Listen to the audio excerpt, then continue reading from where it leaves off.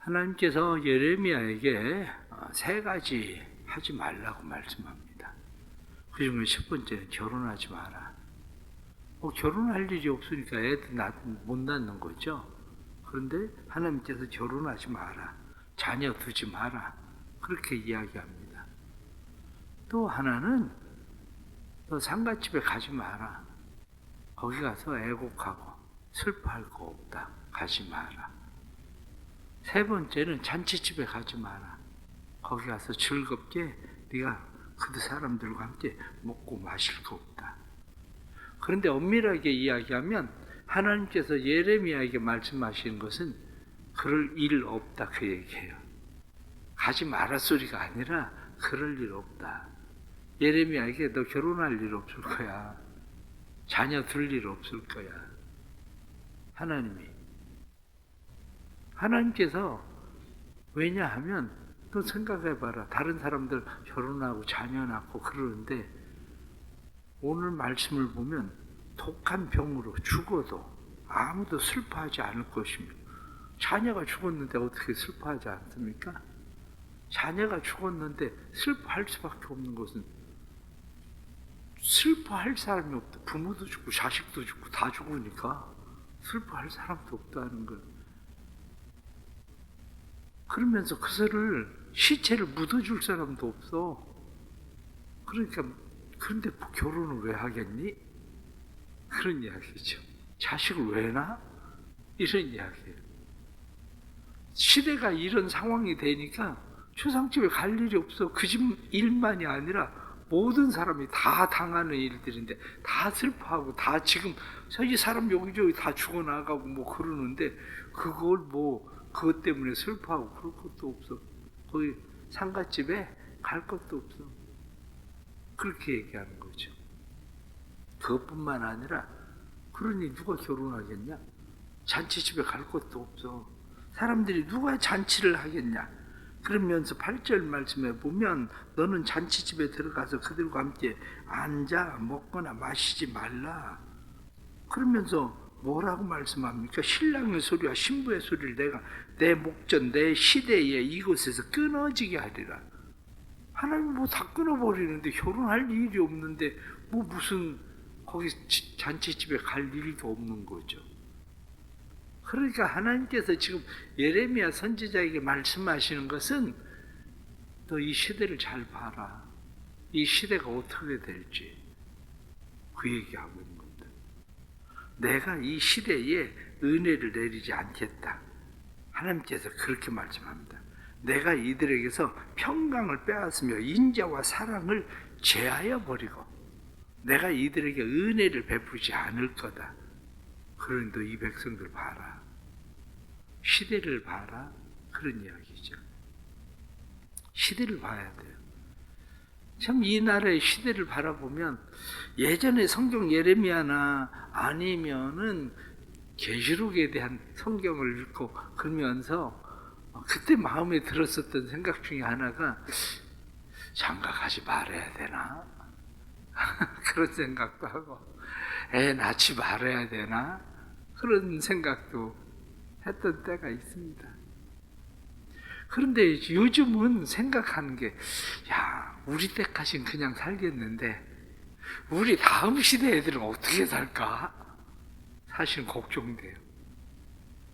내 시대까지는 그냥 목회를 할 것 같은데 우리 다음 시대 목회자들은 목회를 어떻게 할까? 이 목회 환경들 속에서 걱정이 돼요.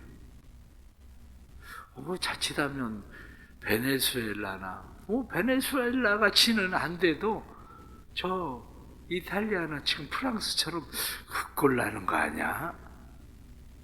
이런 생각이 들어갑니다. 사람들은 그거 걱정하냐? 우리가 지금은 4만 달러 시대가 되는데 국민 소득이 그렇게 되는데 뭘 걱정하냐? 이렇게 얘기하지만 사람들은 그러면 일본은 우리나라보다 국민 소득이 작아서 일본 사람들이 그렇게 가난하게 살았나요? 일본을 생각을 해보세요. 일본이 초밥을 만들자, 초밥. 왜냐? 회를 마음껏 먹을 수가 없으니까 밥에다가 쌀에다가 회 조금 부쳐가지고 먹은 거예요. 그게 그래서 일본 사람들 한국 사업자들 오면요, 횟집에 가서 회 한 상 차려주면 그 사람들의 입이 막, 옛날에도 우리보다 훨씬 잘 살아서 입이 쫙 벌어졌다고. 왜? 그렇게 먹어볼 일이 없어서. 그게. 아니 지금 뭐 소득이 뭐 몇만 달러 시대 뭐 이렇게 얘기해도 사실은 그 물가 올라가면요 아무 소용 없어요. 물가 올라가면 일본 사람들 뭐 집이라고 조그마한, 나이 들면 일본 가려고, 아직도 일본은 안 가봤는데 힘없을 때 일본 가려고, 먼 나라는 비행기 타고 젊을 때 가고, 가까운 나라는 힘없을 때 가려고. 그게 무슨 얘기냐? 결국엔 앞으로의 시대를 우리가 바라보면 지금 예레미야 선지자에게 하나님께서 말씀하신 것처럼, 야, 너 이 시대를 봐라. 사람들이 전쟁에 죽고 지근으로 죽고 포로로 잡혀가고, 그러면 이 백성들이 즐거워할 일이 뭐 있겠냐? 남의 일이 아니라 전체가 다 그럴 일인데 뭐 애곡할 일이 뭐 있냐? 전쟁에 사람들이 죽고 기근에 죽고 애를 낳아도 어떻게 키워야 될 수도 없는데 무슨 결혼하고 애를 낳고 그러겠냐? 예레미야 선지자에게 지금 그렇게 하나님 말씀하신 거예요. 하나님. 그러니까 이스라엘 백성들이 뭐라고 그러냐면, 아니 우리가 무슨 죄가 있는데, 우리가 뭘 그렇게 잘못했는데 우리한테 이렇게 하십니까? 그렇게 이야기합니다. 그래서 10절 말씀을 보니까, 내가 이 모든 말로 백성에게 말할 때에 그들이 내게 묻기를, 여호와께서 우리에게 이 모든 큰 재앙을 선포하시면 어찌 됨이며 우리의 죄악은 무엇이며 우리가 우리 하나님 여호와께 범한 죄는 무엇이냐 하거든. 그렇게 돼 있어요. 아니 우리가 무슨 죄가 그렇게 많다고 하나님 우리에게 이렇게 하십니까? 하나님 우리에게 무슨 억하심정이 있어서 우리를 이런 어려운 고생들을, 생고생을 하게 하겠다고 하나님 그렇게 하십니까? 지금 그렇게 얘기하는 겁니다. 근데 탈무드에 보면 그런 이야기가 나와요. 어떤 사람이 자기 아들을 얻고 광야 길을 이렇게 걸어가고 있습니다. 해가 뜨겁게 비치니까 땀 뻑뻑 흘려가면서 그냥 애를 얻고 이제 걸어가고 있는데, 어떤 사람이 그 뜨거운데 애를 업고 걸어가는 사람을 보고 물어봅니다. 업고 가는 애가 누구냐? 그랬더니 아버지가 대답해요. 우리 아들이다. 그리고 이야기합니다. 그런데 업혀 있는 아들이 얘기합니다. 아니라고. 난 이 사람 아들 아니라고. 그렇게 이야기합니다. 그러니까 물어본 사람이 누구 말이 맞으냐? 내 아들 맞다. 그리고 얘기하니까 옆인 아이가 아니라고. 나 이 사람 아들 아니라고. 그러면 내가 아들이라는 걸 증명을 해봐라. 그렇게 얘기를 하는 겁니다. 내가 아들이라는 걸 증명을 해봐라. 그러면 아들이라는 걸 뭐 어떻게 증명합니까? 그러니까 하는 얘기가, 내가 이 더운데 지금 이렇게 너를 업고 가는 이유가 네가 아들이니까 내가 업고 가지. 그렇게 이야기하죠. 그랬더니 업히는 아들이 하는 얘기가, 그걸 가지고 어떻게 내가 아들이라는 걸 증명하는 거냐? 내가 아들이라는 걸 증명을 해봐라. 아버지가 할 말이 없어요. 그 아들과 아버지가 둘이 싸웠다. 그런 얘기예요. 이상한 얘기 같지만요, 하나님과 이스라엘 백성들이 지금 그래요. 이게 내 백성이다. 이렇게 얘기하는데, 우리가 왜 당신 백성입니까? 이스라엘 백성들이. 우리가 왜 당신 백성입니까? 이렇게 얘기해요. 하나님은 이게 내 백성이고 내가 이들을 낳았다. 이렇게 이야기해도 이스라엘 백성들이 무슨 소리 하는 겁니까? 우리가 이렇게 자라서 우리가 이렇게 잘 살고 우리가 그러고 있는 건데. 그러니까 하나님께서 말씀하시는 것이 무엇라고 이야기하느냐? 그래? 그럼 내가 너희 평강을 뺏어버릴게. 내가 너희에게 인자와 사랑을 거두어 갈게. 그렇게 얘기하시는 거예요. 너희 평강을 뺏고 인자와 사랑을 거두어 가겠다. 그뿐만 아니라 13절 하반절 말씀 보면 이는 내가 너희에게 은혜를 베풀지 아니함이라. 그래, 내가 은혜를 베풀지 아니할게. 그러면 그때서야 내가 너희 하나님인 줄 알 거야. 그리고 하나님이 은혜를 싹 거두어가 버리신다는 거야. 그래서 그들을 전쟁에 내던지고 기근에 내던지고 하나님께서 그들을 질병에 내던지고 하나님이 그들을 바벨론의 포로로 보내버리고 아수리에 완전히 그냥 멸망시켜버리고 이런 일을 하나님께서 행하신다는 거죠. 여기서 우리가 하나님 앞에서 잘 깨달아야 되는 게 있습니다. 그게 뭐냐? 오늘 말씀을 보면 여기 성경 말씀에 여호와께 범한 죄는 무엇이냐? 그렇게 말합니다. 10절 말씀에 우리가 여호와께 범한 죄가 뭐냐? 이렇게 물어보니까 이야기하기를 너희 조상들이 나를 버리고 다른 신들을 따라서 그들을 섬기며 그들에게 절하고 나를 버려 내 율법을 지키지 아니하였음이라. 11절 말씀 보니까 이 말씀하고 있는 겁니다. 죄가 뭐냐? 이렇게 물어보는 거죠.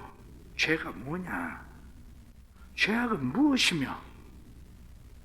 그렇습니다. 죄의 단계가 있습니다. 죄의 단계가 있는데 죄의 단계는 하나님의 말씀이 들리지 않는 게 죄입니다. 하나님의 말씀.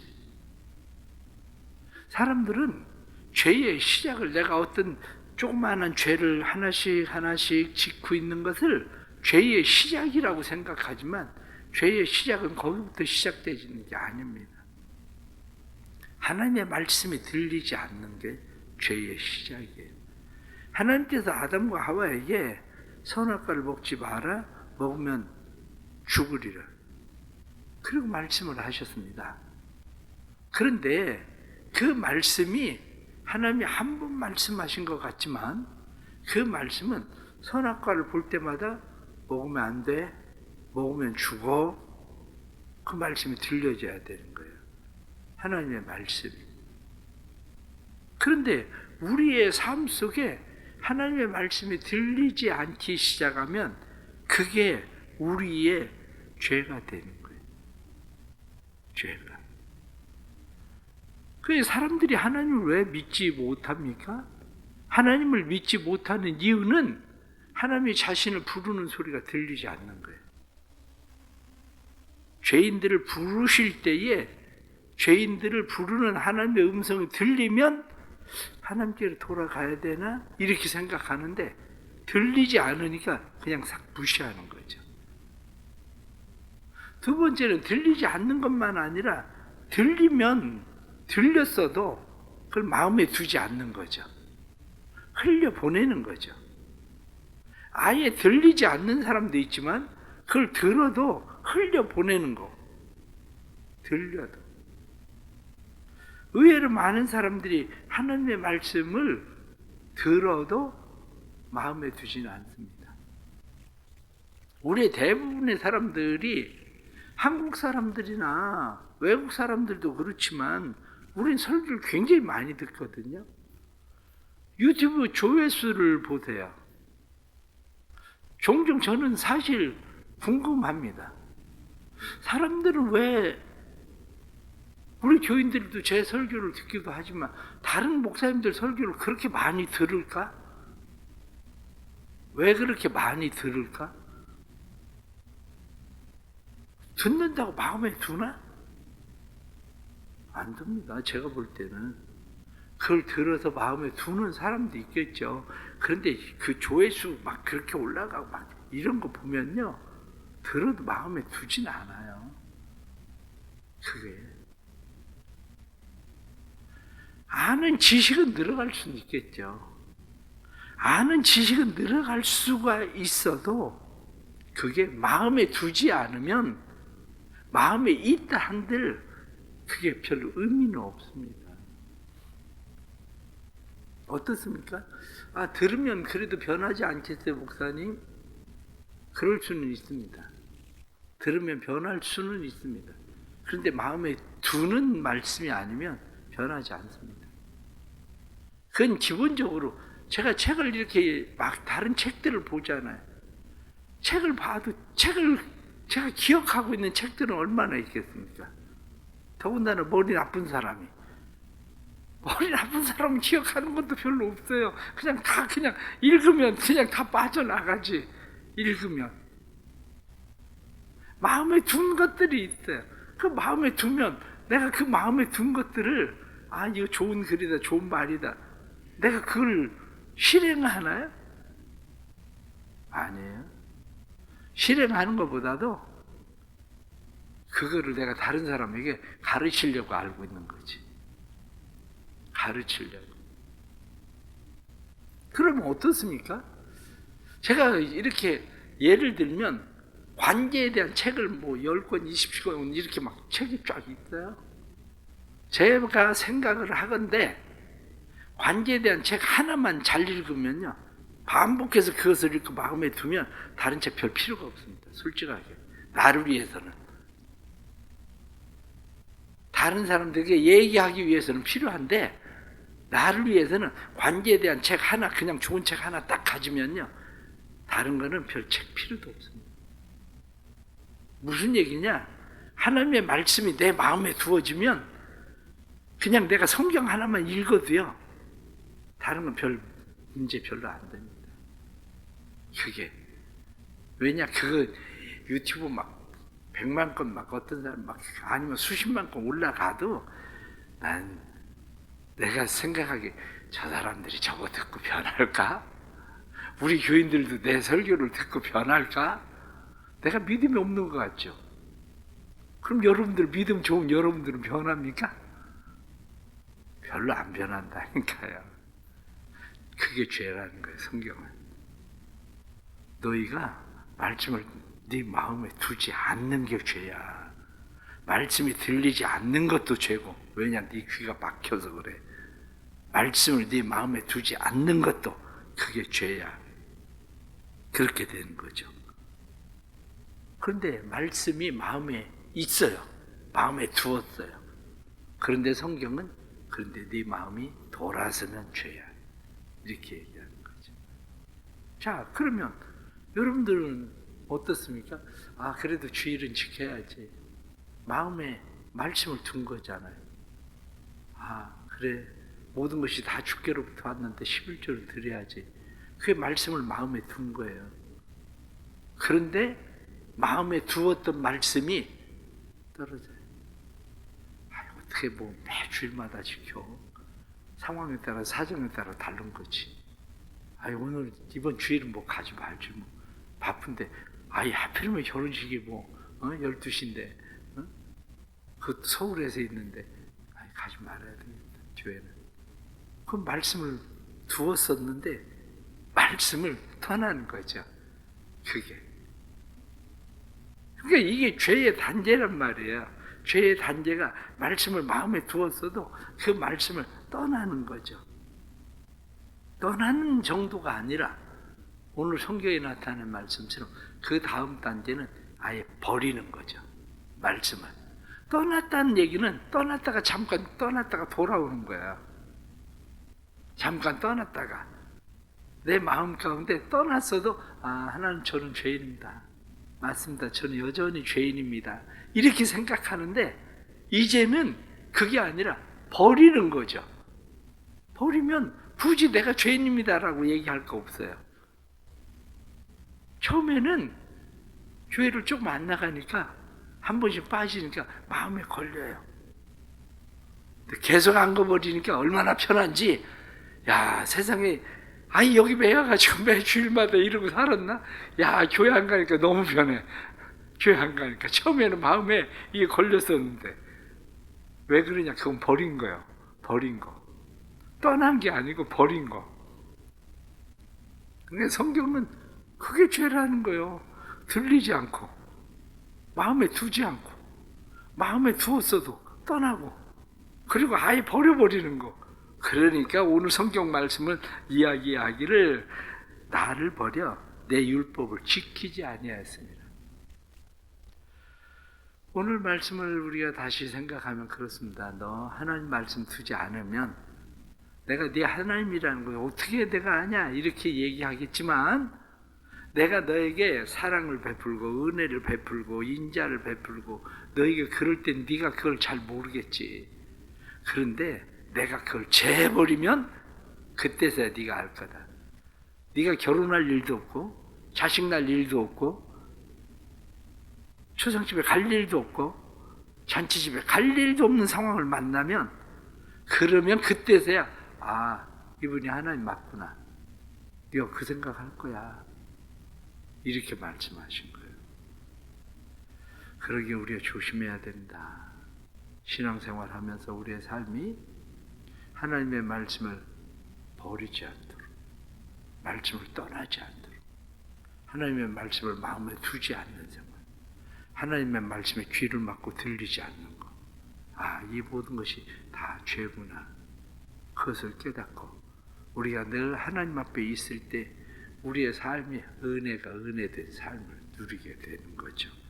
우리 성도들의 삶에 하나님의 은혜가 늘 흐르기를 축복합니다. 기도하겠습니다. 하나님 아버지, 살아가면서 우리는 우리의 죄가 무엇입니까? 우리가 무엇을 잘못했습니까? 그런데 하나님 왜 우리에게 이렇게 취급하십니까? 그렇게 우리는 하나님에게 항변하기도 합니다. 그러나 하나님은 우리에게 분명히 말씀하시는 것이 너희가 나를 버렸기 때문이다, 그렇게 말씀하십니다. 주님, 우리가 하나님의 말씀이 들려지게 해 주옵소서. 하나님의 말씀에 귀가 막힌 사람 되지 않고 하나님의 말씀이 들려지게 해 주시고, 하나님의 말씀이 들려질 때 하나님의 말씀을 마음에 두게 해 주옵소서. 하나님의 말씀이 우리의 마음에 있게 해 주시고, 하나님의 말씀이 마음에 있을 때에 말씀을 떠나지 않도록 도와주옵소서. 하나님의 말씀을 떠나지 않을 뿐만 아니라 하나님의 말씀을 버리는 자 되지 않도록 도와주옵소서. 이 나라를 바라보면 하나님 걱정스러운 일들이 너무 많습니다. 이 나라 백성들이 하나님의 은혜를 망각한 백성들이 되었습니다. 이 나라 백성들에게 하나님의 은혜가 다시 회복되도록 성령 하나님 도와주옵소서. 다시 이 백성들이 하나님께로 돌아올 수 있도록 은혜 베풀어 주옵소서. 이 나라의 정치인들이 정신 차리게 해주시고 근신하게 해주시고, 이 나라 백성들이 정신을 차리고 근신하게 해주시고, 한국교회가 정신을 차리고 근신할 수 있도록 성령님 도와주옵소서. 우리를 도우시는 하나님의 은혜를 힘입기 원합니다. 우리를 도우시는 하나님의 은혜가 사랑의 능력이 삶에 충만하게 나타날 수 있도록 도와주셔서 은혜가 끊어지지 않는 삶이 되게 해 주옵소서.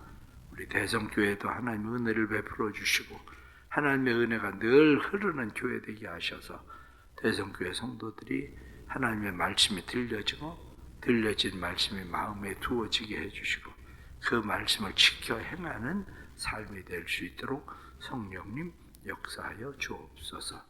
항존직 헌신 예배를 위해서 준비하는 남자 항존직들에게 은혜 주시고 맡기신 귀한 책임과 사명 믿음으로 잘 감당하는 주의 귀한 일꾼들 되도록 도와주옵소서. 오늘 월평지관 행사도 있는데 그 일 가운데 함께 하시고 비도 그치게 해주시고 주의 은혜 가운데 계획된 모든 일들이 잘 진행될 수 있도록 성령님 도와주셔서 복음을 전하는 또 좋은 기회가 될 수 있도록 역사하여 주옵소서. 오늘도 은혜 안에 살기를 원합니다. 은혜로 충만한 삶이 되도록 이끌어 주옵소서. 예수님의 이름으로 기도드리옵나이다. 아멘.